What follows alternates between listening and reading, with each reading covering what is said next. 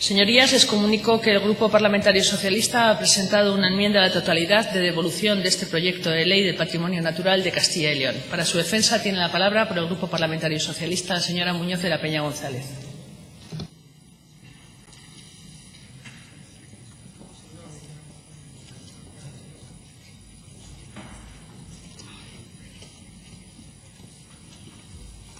Gracias, presidenta. Señorías, un proyecto de ley importante para nuestra comunidad que regulará la red Natura 2000, los espacios y áreas naturales protegidas, el paisaje, los humedales y las especies de flora y fauna junto con sus hábitats, así como todos los instrumentos de planificación, uso y gestión. Un proyecto de ley importante que presenta una falta de concreción alarmante manifestada en la utilización excesiva de verbos en tiempos futuros para realizar actuaciones y compromisos por parte de la Junta. Todos son condicionantes. Podrá, impulsará, promoverá, condicionantes sin ninguna certeza. Hace referencia a adecuadas dotaciones presupuestarias sin establecer qué es lo que se considera adecuado. Deja muchos asuntos a desarrollo reglamentario posterior. Falta absoluta de concreción en plazos y tiempos. Se crea o prevé la elaboración de registros, instrumentos, órganos, catálogos, planes, normas, listados, inventarios, redes, hasta un total de 23, sin establecer cuándo deben de hacerse, sin establecer plazos. Para que la ley realmente sea efectiva, debería ser concreta y tener plazos ciertos y de obligado cumplimiento. Proyecto de ley necesario para su adaptación al marco normativo europeo y estatal, adaptación que en caso de no hacerse peligraría el acceso a la captación de fondos económicos y diversas líneas de financiación europea. Si es importante para captar recursos, no puede ser su objetivo, según marca la Dirección General, el ahorro de costes económicos en las tramitaciones o el ahorro de recursos humanos. En materia de patrimonio natural han de prevalecer otros objetivos. La prioridad debería ser la protección, conservación, promoción, restauración y puesta en valor del patrimonio natural y la biodiversidad, no el ahorro de costes económicos para la Administración o el ahorro de recursos humanos. Tampoco se puede entender que no tenga impacto presupuestario o que el impacto económico sea negativo.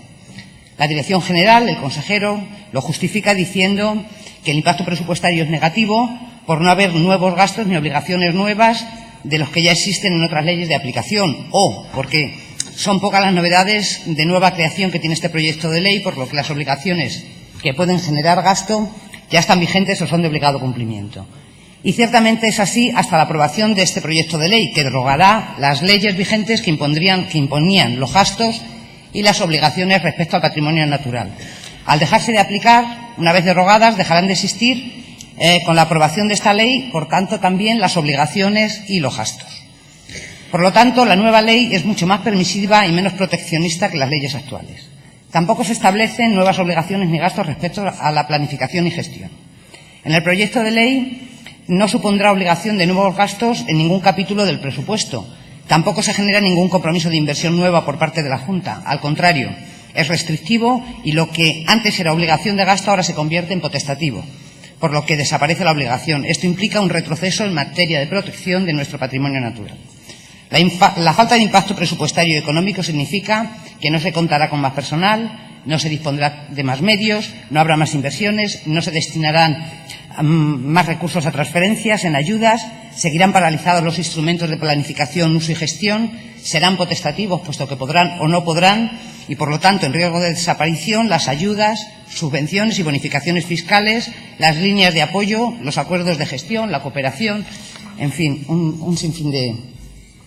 Su objetivo básico es supeditarse a la estabilidad financiera y presupuestaria, no a la protección del patrimonio natural. Cuando la Dirección General de Presupuestos y Estadística les pide que detallen medidas que podrán conllevar gasto y las vías de financiación, su respuesta no oculta sus verdaderas intenciones respecto a la red de espacios naturales. No se prevé la declaración de nuevas áreas naturales protegidas en número significativo, salvo en 3 espacios naturales. Díganos, consejero, ¿qué hará con los 23 planes de ordenación de recursos naturales iniciados y pendientes de declaración definitiva desde hace 24 años? ¿Considerarán que 23 no son acaso un número significativo? Les recuerdo que es justo la mitad de los previstos. De 47 espacios han completado solo 24. ¿Significa que se olvidarán completamente del resto que tienen sin terminar o que están mintiendo a la Dirección General de Presupuestos y Estadísticas? Respecto a la financiación de la ley, a la obtención de recursos establece 6 líneas de financiación posibles: recursos del Estado, recursos de otras administraciones, fondos europeos, presupuesto ordinario de la Junta, aportaciones o donaciones de personas físicas o jurídicas, o el importe de la incautación total o parcial de las garantías constituidas en el otorgamiento de las autorizaciones para realizar determinadas actividades. Los términos son absolutamente genéricos, no se vincula parte, no se establecen cuantías concretas o no se fijan porcentajes concretos. Señorías, el proyecto de ley no garantiza una financiación suficiente para el cumplimiento de la planificación, ordenación, protección, uso y gestión de los espacios naturales de la red de espacios naturales, como lo hace la actual Ley de Espacios Naturales, que dice: los créditos consignados en los presupuestos generales de la comunidad para financiar todo lo relativo al cumplimiento de esta ley no podrán ser inferiores al 3% de los destinados a inversiones reales y transferencias de capital, a partir del momento en que estuvieran declarados todos los espacios incorporados al Plan Inicial de Espacios Naturales. La incapacidad del Partido Popular al frente de la Junta de Castilla y León para gestionar ha supuesto que después de 24 años esta declaración de los espacios naturales del plan previstos en la ley no se ha producido, no se ha completado. Por lo tanto, esta reserva presupuestaria no ha llegado a materializarse nunca. Su incapacidad en la gestión ha supuesto una cuantiosa pérdida de recursos económicos que hubieran podido destinarse a la financiación de la red de espacios naturales protegidos, que se hubieran convertido en fuentes de empleo, generando desarrollo económico y social en nuestros espacios. Este proyecto de ley crea, sin decir cuándo, un nuevo fondo de patrimonio natural para la comunidad que se nutrirá de recursos, pues del presupuesto ordinario de la Junta, aportaciones y donaciones a personas físicas o jurídicas y el importe de la incautación total o parcial de las garantías constituidas. También sin especificar qué parte, qué cuantía, qué porcentajes de estos recursos se van a destinar al fondo ni a qué fines se destinarán estos ingresos. Pretenden nutrir el fondo con las indemnizaciones y medidas compensatorias consecuencias de sanciones, algo irregular, ya que deben destinarse a reparar el daño que se causó y por lo que se impuso la sanción. No puede ser una fuente de financiación de este fondo, debiendo destinarse a la reparación del daño. Este fondo, además, carece de medidas que garanticen la transparencia, que debe de ser imprescindible respecto a las aportaciones o donaciones privadas a este fondo por personas particulares o empresas. Tampoco articulan medidas de transparencia en la gestión, en la participación y en el acceso público a la información. Otra de las novedades que anuncian de este proyecto de ley es respecto a los planes de ordenación y su desprotección en 3 sentidos: por su vigencia, por su sistema de revisiones y por fracturar la jerarquía normativa. Por establecer un periodo de vigencia concreto, 20 años, cuando ni la ley estatal ni la ley de espacios naturales de la comunidad establece un periodo de vigencia para los POR. Por posibilitar revisiones con ambigüedad jurídica, al utilizar una serie de circunstancias medioambientales imprecisas, inseguras jurídicamente y que no se han incluido como principios y objetivos generales, por lo que difícilmente pueden considerarse como excusa para revisiones de los POR.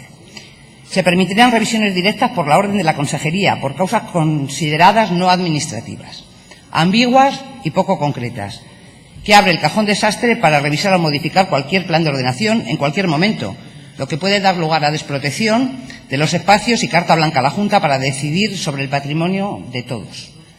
Da la impresión que se establece plazo para poder proteger o desproteger a medida y según interese o no interese. No se puede entender que un espacio natural protegido pueda dejar de serlo a los 20 años, que pueda dejar de tener los valores naturales que motivaron su declaración solo por el paso del tiempo. Si es así, es porque no se ha conservado como debería, pues lo lógico es que gane valor con los años, no que lo pierda. Otra desprotección se plantea por permitir adaptar los POR al plan director, rompiendo con ello la jerarquía normativa. No es posible que un plan de ordenación pueda ser modificado por el plan director, que es de rango normativo inferior. Si bien es cierto que las comunidades autónomas tienen la posibilidad de establecer, además de los POR, otros instrumentos de planificación, y este proyecto de ley así lo hace, creando la nueva figura del plan director de la red, y que este plan director procederá a las adaptaciones de los POR que sean necesarias. Ahí se presenta justamente el problema de la jerarquía normativa. Además, supondrá una aplicación retroactiva de las previsiones que vaya a contener el plan director respecto a los POR ya aprobados. El Código Civil dice que las leyes no tendrán efectos retroactivos si no dispusieran lo contrario, y la Comunidad Europea también garantiza la irretroactividad de las normas. Señorías, no es posible que un POR pueda ser modificado por un plan director que es de rango normativo inferior. Los POR se aprueban por ley en las Cortes al proceder a la declaración del espacio. El plan director dice que se aprobará por decreto de la Junta. El decreto es de rango normativo inferior a la ley. Hay que tener en cuenta también que los POR están sujetos a la legislación estatal. Señoría, los POR no son inamovibles, ciertamente. Se pueden modificar y deben adaptarse necesariamente a las directrices que se formule el Estado por el Real Decreto, lo que indica claramente que prevalecerá el POR por encima del Plan Director de la REN, y este debe adaptarse al POR y a sus directrices y no al revés. Por ello, no es lógico que se pueda modificar un POR para adaptarlo al Plan Director de la REN. En todo caso, sería al revés. Como al revés debe de ser lo que plantean respecto a la planificación urbanística, ya que anteponen los intereses urbanísticos a los intereses medioambientales. Se limita la importancia del planeamiento medioambiental respecto al urbanístico.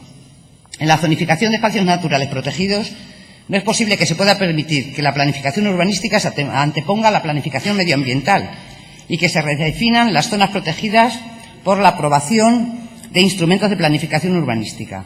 Se permitiría, en zonas de uso compatible, ampliar nuevo suelo urbano y urbanizable y redefinir nuevas zonas en función de esto. La ley estatal dice que se debe recoger la prevalencia de la protección ambiental sobre la ordenación territorial y urbanística, y este proyecto de ley no lo respeta. Por un lado, se dice que se tomarán medidas para evitar la proliferación de usos constructivos en el medio natural, para acto seguido permitir que la Consejería pueda autorizar cuando quiera usos y construcciones o que pueda obligar a superficies mínimas de parcelas y ratios mínimos de exclusión entre las construcciones en suelo rústico. El proyecto de ley también restringe, limita, recorta, impide y veta y excluye la participación social. Se excluye a las entidades locales de la participación para elaborar las normas de conservación, lo que eran los antiguos planes de conservación de los monumentos naturales y de los paisajes protegidos. El proyecto de ley crea, o más bien parece que crea, pues dice que existirá un órgano regional de participación y remite su creación a una norma posterior. Algo absolutamente irregular, ya que el proyecto de ley lo determina, es decir, abre la puerta para su creación, por lo que debe contemplar mínimamente su regulación. No se puede crear un órgano de participación dejando carta blanca para que luego la Junta haga con este órgano de participación lo que quiera respecto a sus competencias, funciones, representantes, financiación. Su creación debería ajustarse a lo establecido en la Ley de Gobierno de la Administración, que dice que cuando se constituya un órgano colegiado debe prever necesariamente fines y objetivos, adscripción administrativa, composición, funciones de decisión, dotación de créditos necesarios para su funcionamiento. Esto evitará que en la posterior norma reglamentaria la Junta, de manera discrecional, amplíe sus competencias y funciones que no fueron previstas por la ley que creó el órgano. Además, si es un órgano regional de participación, pues debe de ser eso, y tener competencias en cuanto a la participación, tanto social como competencial, y en determinados asuntos se restringe la intervención del órgano de participación, se le quita competencias. Por ejemplo, se le incluyen los procedimientos de aprobación de los POR y en la aprobación del Plan Director de la REN, pero se le excluyen los procedimientos de aprobación de los planes de gestión de los espacios incluidos en la Red Natura 2000, en la aprobación de los PRUG y en la aprobación de los programas de parques naturales de la comunidad. En cuanto a la participación social, deberá ser mucho más participativo e integrar también a las organizaciones sindicales y empresariales más representativas de la comunidad, ajustándose con ello también a la Ley de creación del Consejo de Diálogo Social y de Participación Institucional. Señorías, convertir las juntas rectoras en fundaciones abre paso a la financiación privada que se puede producir a través de las fundaciones, pero de nuevo dejan su regulación en el aire. Ocurre igual que con el órgano de participación, dejando carta blanca para que luego la Junta, de manera discrecional, haga lo que quiera respecto a competencias, funciones, representantes y financiación. Su creación, de nuevo, debería ajustarse a lo establecido en la Ley de Gobierno de la Administración. Tampoco tiene sentido que se pueda crear una figura distinta al patronato para los paisajes protegidos.